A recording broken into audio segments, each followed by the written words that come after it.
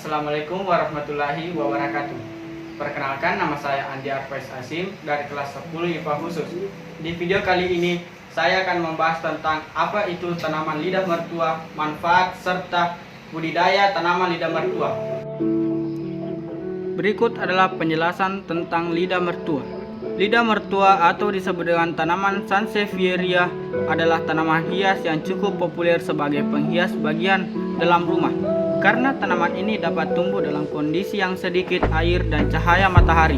Lidah mertua memiliki daun yang keras, sukulen, tegak dengan ujung yang meruncing. Lidah mertua dibagi menjadi dua jenis, yaitu jenis yang tumbuh memanjang ke atas dengan ukuran 50-75 cm dan jenis berdaun pendek melingkar dalam bentuk roset dengan panjang 8 cm dan lebar 3-6 cm. Kelompok panjang memiliki daun meruncing seperti mata pedang, dan karena ini ada yang menyebut lidah mertua sebagai tanaman pedang-pedangan. Tumbuhan ini berdaun tebal dan memiliki kandungan air sukulen, sehingga tahan kekeringan. Namun dalam kondisi lembab atau basah, Sansevieria bisa tumbuh subur. Warna daun dari lidah mertua yaitu beragam, mulai dari hijau tua, hijau muda, hijau abu-abu, perak, dan warna kombinasi putih kuning atau hijau kuning. Motif alur atau garis-garis yang terdapat pada helai daun juga bervariasi. Ada yang mengikuti arah serat daun, tidak beraturan, dan ada juga yang zigzag. Ditinjau berdasarkan jenisnya, lidah mertua ada dua jenis, yakni pertama yaitu lidah mertua keturunan asli atau spesies, sedangkan yang kedua adalah jenis hasil persilangan atau hibridasi yang bisa disebut dengan lidah mertua hibrid. Dari bentuk hibrid inilah lidah mertua akan tercipta dengan karakter dan fisik yang berbeda dari induknya, atau yang sering disebut dengan spesies hibrid. Mutasi lidah mertua juga dapat terjadi dan dari perbanyakan melalui stek daun.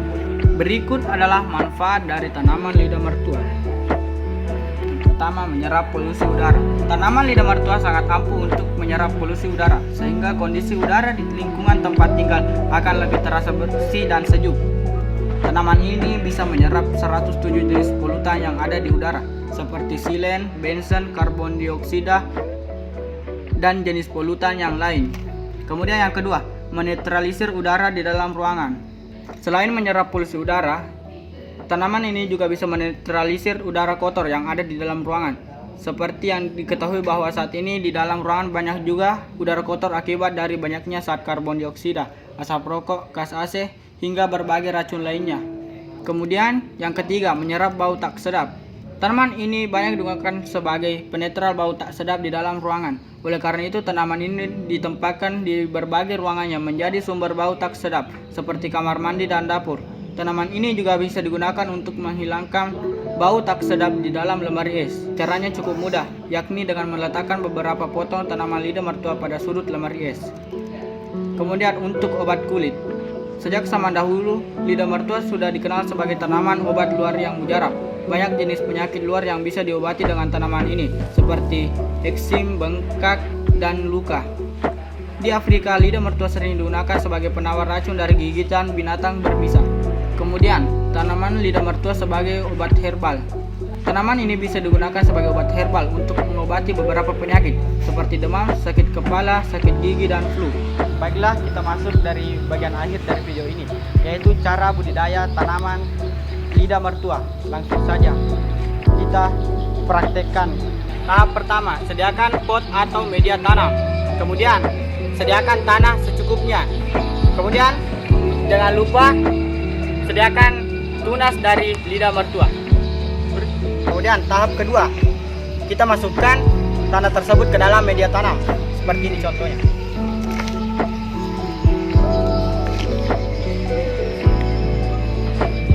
Jangan terlalu kebanyakan.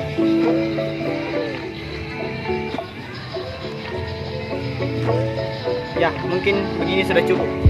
Kemudian tahap ketiga, memberikan ruang untuk menanam tanaman lidah mertua. Seperti ini contohnya.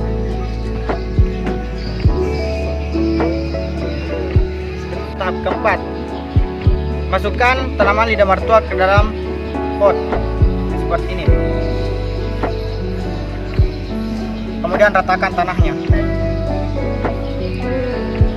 Mantap. Selanjutnya tahap yang terakhir dengan memberikan air secukupnya ke dalam tanaman tersebut.